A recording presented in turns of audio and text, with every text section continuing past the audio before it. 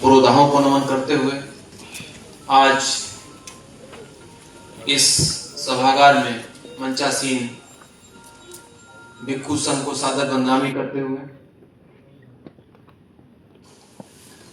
आज के इस धम्म भूमि प्रतिनिधि सम्मेलन में भारतवर्ष के दूर दराज के क्षेत्रों से, विभिन्न राज्यों से पधारे हुए हमारे समस्त क्रांतिकारी साथियों को, जिन्होंने परम श्रद्धेय भारत के एकमात्र भिक्षु, क्रांतिकारी भिक्षु कह सकते हैं, डॉक्टर करुणा सिंह राहुल जी के सानिध्य में धम्मभूमि के बैनर के नीचे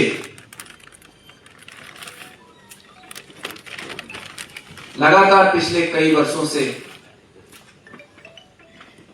जो धम्म के क्षेत्र में कार्य कर रहे हैं, भंते जी के जैसे भी दिशा निर्देश होते हैं, उन निर्देशों के अनुरूप हम लोग अपनी अपनी गतिविधियां संचालित करते हैं।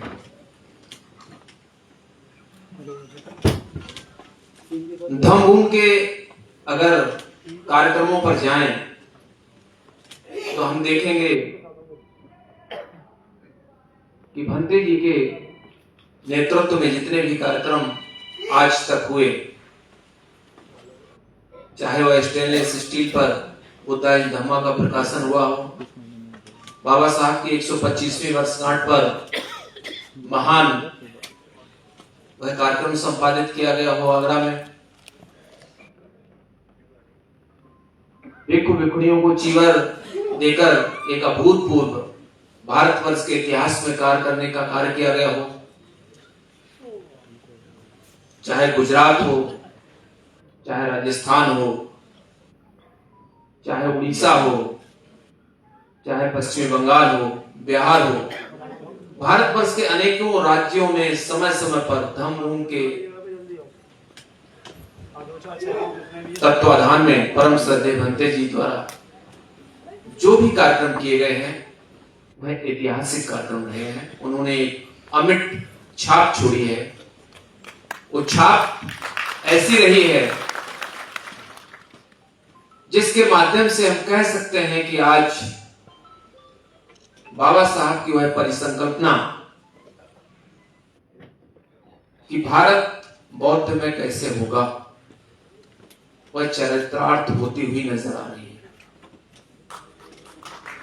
बड़ोदरा में समय समय पर कार्यक्रम किए गए, संकल्प दिवस के उपलक्ष्य में लगातार कार्यक्रम हुए। जयपुर का कार्यक्रम ले लीजिए, अभी बुद्धालंकार जी ने विस्तृत तरीके से, चाहे बिलासपुर का कार्यक्रम हो, चाहे आचार संहिता का अनावरण जो गौतम बुद्ध विश्वविद्यालय में किया गया उस ऑडिटोरियम में, तो पूरे भारतवर्ष ही नहीं बल्कि बुद्धिज्म के फॉलोअर्स विश्व में जहां जहां थे, उन्होंने सोशल मीडिया के माध्यम से उस अभूतपूर्व कार्यक्रम में हिस्सा लिया। यह अपने आप में एक महान उपलब्धि थी।